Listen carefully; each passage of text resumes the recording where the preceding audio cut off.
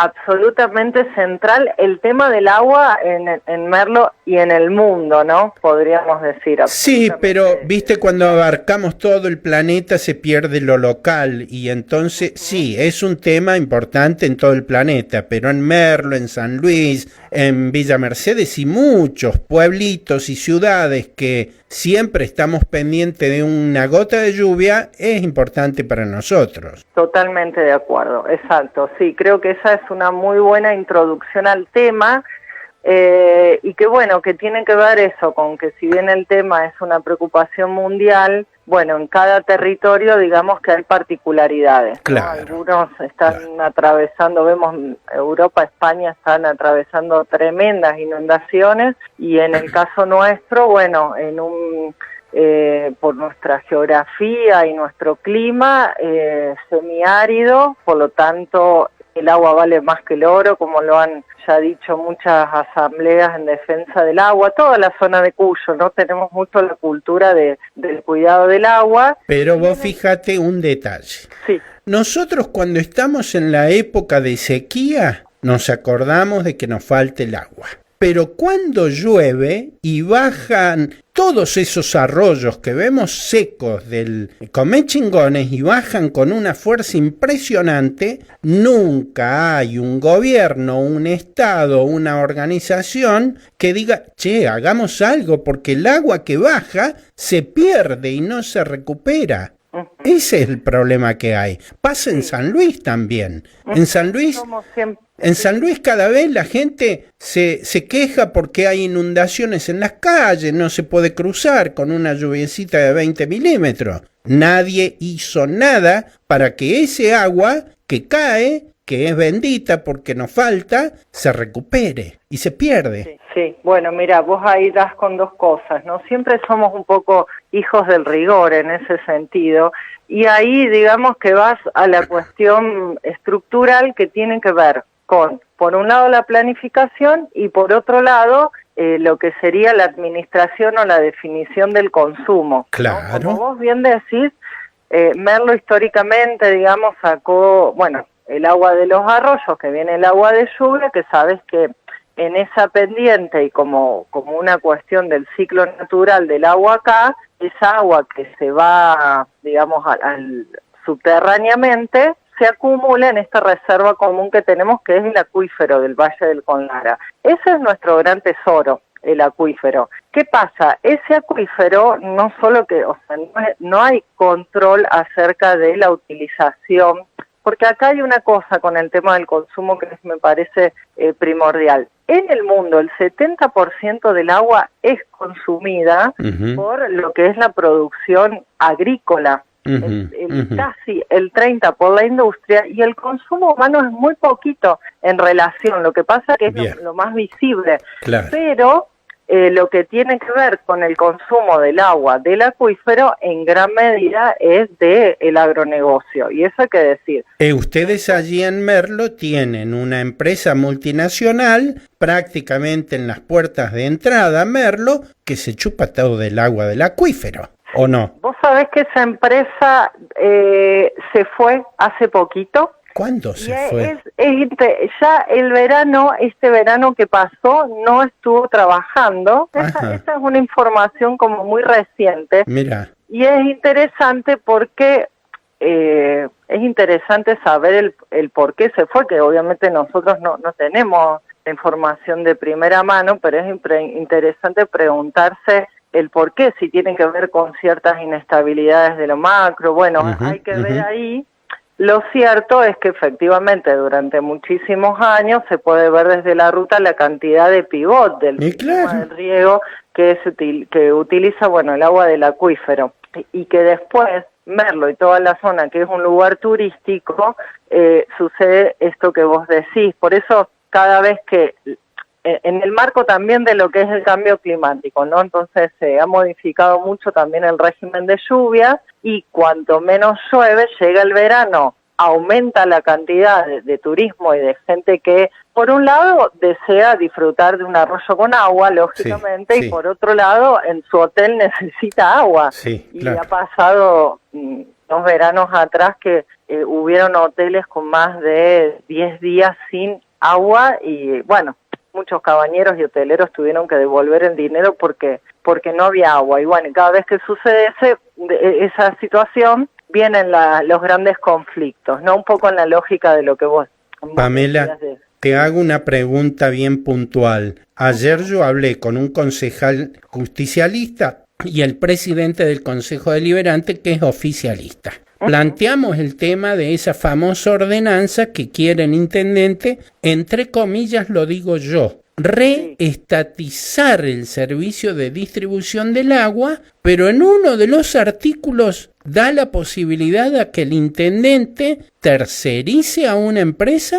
Sí, así es. Bueno, vamos al meollo de la cuestión. Primero, el primer dato es compartir que hay 3 actores involucrados en lo que tiene que ver con el agua: San Luis Agua, el Ejecutivo Municipal y la Cooperativa de Agua de Merlo, que hace 58 años es la que garantiza que a todos los vecinos y vecinas nos llegue el agua potable. Ese dato no es menor porque no todos los pueblos o ciudades tienen cooperativas. Así es. En el marco también como de una asfixia y un avasallamiento a lo que es el trabajo cooperativo. Y después ya podemos hablar de cuáles son los mecanismos de asfixia. Como vos bien decías, el Ejecutivo presentó hace muy poquito este proyecto de ordenanza, que cabe decir que en ningún lugar habla de estatizar, ni siquiera se utiliza esa palabra. O sea que me mintió el presidente del Consejo Deliberante, lo tengo grabado, ¿eh? Bueno, a las pruebas me remito porque el proyecto de ordenanza circuló, porque bueno, tiene que ver con esto de el mecanismo que se utilizó, que fue la audiencia pública. Para eso esas más de 60 personas nos inscribimos, tuvimos acceso a ese proyecto de ordenanza y en ningún lugar habla de estatizar. Mira, ¿cómo será el tema que ayer yo se lo hago notar al presidente del Consejo Deliberante? Le digo, hay una contradicción, algo que me hace ruido. Usted dice reestatizar el servicio, pero por otro lado le da la facultad al intendente para que tercerice a una empresa privada. Y él me dice, sí, puede ser una cooperativa. Y yo le digo, no, las cooperativas son cooperativas sin fines de lucro. Exacto. Bueno, con ese planteo nosotros, hay que decir, hemos recibido chicanas del secretario de gobierno, porque nuestro planteo fue claro, fue esto que vos decís. El pueblo, la comunidad, primero, no estamos de acuerdo en que el agua quede en manos de una empresa privada. Correcto. El agua ya está concesionada efectivamente,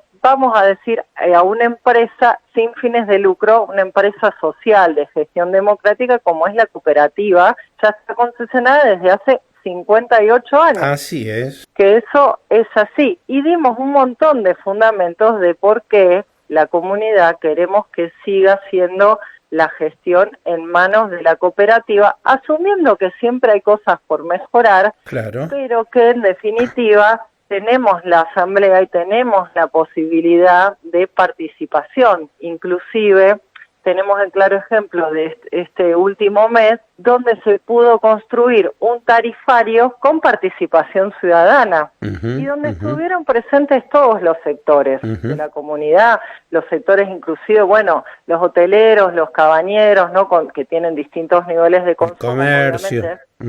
Los comercios, todos los rangos de consumidores estuvieron presentes y se construyó allí una propuesta consensuada de tarifas. Bueno, eso no podría hacerse si el agua queda en manos de una empresa Totalmente privada, de acuerdo. Claramente. Ya hay ejemplos, infinidad de ejemplos en la Argentina. Absolutamente de acuerdo. Entonces, ¿qué vemos nosotros como comunidad? Hoy en día la cooperativa de agua no está dando la factibilidad para nuevos loteos por una cuestión lógica que tiene que ver con la necesidad, por un lado, de saber efectivamente qué disponibilidad de recursos tenemos en esto de mejorar los controles, tener más información acerca de cuánta agua hay disponible, y por otro lado porque ese crecimiento, que efectivamente todos estamos de acuerdo con un crecimiento para la zona, porque de hecho la mayoría venimos de otros lados y y no es cuestión de que yo llego, cierro la puerta y el próximo que se joda, ¿no? No es esa la postura. Lo que estamos diciendo es que ese crecimiento, ese desarrollo tiene que ser planificado. Ahora, ¿tiene Merlo un código urbanístico que, que sea amigable con el medio ambiente, con la fuente de agua, con el aire, el microclima y por otro lado, que le ponga límite a la construcción humana arriba de las sierras o no? Mira, Merlo tuvo, de hecho, sigue funcionando la primer organización ecologista de la provincia, que es Juvenat, que tiene más de 30 años, uno de los fundadores, Mario Nicoletti, fue concejal hace muchos años, y en esos años en que él estuvo como concejal, realmente se pudo desarrollar una batería de ordenanzas que hoy mismo Juvenat dice que hay que actualizar, porque obviamente, o sea, Merlo en los últimos años, toda esta zona es una de las zonas con mayor crecimiento demográfico, entonces, bueno, hay cosas que, por ejemplo, en la pandemia se modificó la posibilidad de, antes estaba prohibido tener gallinas en la zona urbana, en la pandemia se modificó, adaptándose a, bueno, la necesidad de producir algunos alimentos en la zona urbana, ¿no? Digo eso como ejemplo. Entonces, Merlo tiene mucha legislación y tiene cultura ecologista, tiene una cultura de cuidado de las sierras. Nosotros todos tenemos asumido, por más de que la reglamentación nunca se llevó a cabo, somos muy conscientes de que está el Parque Presidente Perón, que eso pone un tope a la construcción en la sierra. Luego, vienen emprendimientos privados que van como por otra vía y bueno, qué sé yo, está el barrio cerrado, el Chumamaya tiene una cantidad de irregularidades y eso también salió en la audiencia pública, sí, que una de las expositoras pudo mostrar cómo básicamente ese barrio privado se apropió de un arroyo. Y bueno, y tenemos 500 ejemplos en San Luis de quienes se apropiaron de las tierras con los acuíferos subterráneos, de quienes se apoderaron de algunos lagos, diques para emprendimientos privados internacionales, etcétera, etcétera, etcétera. Sí. O sea, cortamos por lo más sano, que es, cuando entre el privado, se va a apoderar del agua, no te quepa ninguna duda. Exacto. Y si vos querés tomar de esa agua, te la va a cobrar 100 veces más caro que el Estado. Totalmente. A ver, para nosotros, teniendo en cuenta de que acá no es negar a ningún sector, sino que sí nos parece que tiene que haber una planificación donde estemos representados todos los sectores y donde se pueda construir, consensuar una priorización del uso del agua. O sea, no puede ser que acá, mientras hay barrios, vecinos, vecinas, niños, personas adultas, personas con discapacidad que no tienen agua, y bueno, los otros que sí tienen acceso a tener sus tanques, sus cisternas, tienen, no sé, piletas llenas, ¿no? Hay como un desfasaje en cuanto a la priorización del agua. Entonces, son varias cuestiones. Bien. Uno de los planteos que nosotros hicimos en la audiencia pública tiene que ver con que el tema del agua es un tema técnico, porque está toda la parte necesariamente donde los profesionales que conocen la geografía, que conocen cómo es el ciclo del agua y demás, debieran de proponer qué tipo de obras hacen falta, en qué lugares, dónde es la captación, cómo es el sistema de distribución. Toda esa parte técnica necesariamente debe de estar. Pero también el debate del agua, decimos nosotros desde la Asamblea del Agua, es un debate político. Totalmente. Porque ahí es donde uno va a definir para qué se utiliza el agua, para quiénes. El costo del agua es un debate político. ¿Por qué no pensar en su momento cuando fue la gran crisis? Se empezaron a dar como promover la compra de grandes tanques que solamente, digamos, el sector más pudiente lo pudo hacer. Claro, y hay que ver qué empresa lo vendía también. Claro. Y muchos de los barrios populares no tienen posibilidad ni siquiera de comprar un tanque de agua. Pamela, Entonces, vamos a seguir el tema. Te pido perfecto. disculpas por cortarlo porque ya tengo un compromiso de agenda con otro tema, pero lo vamos a seguir porque es un tema vital que nos interesa particularmente. Muchas Te gracias. agradezco un montón la comunicación, simplemente decir que, bueno, luego de la audiencia pública, que si bien no es vinculante, bueno, hicimos saber de que es muy importante que se tenga en cuenta todo el trabajo, el material y todas las cosas que dijimos, esas más de 40 y pico de personas que expusimos, que nos tomamos esa tarea. En este momento está en manos del Consejo Deliberante, digamos, las modificaciones a esa ordenanza. Y bueno, y nosotros, tanto la Asamblea del Agua, la multisectorial, un montón de organizaciones y de vecinos, estamos atentos a lo que suceda con él.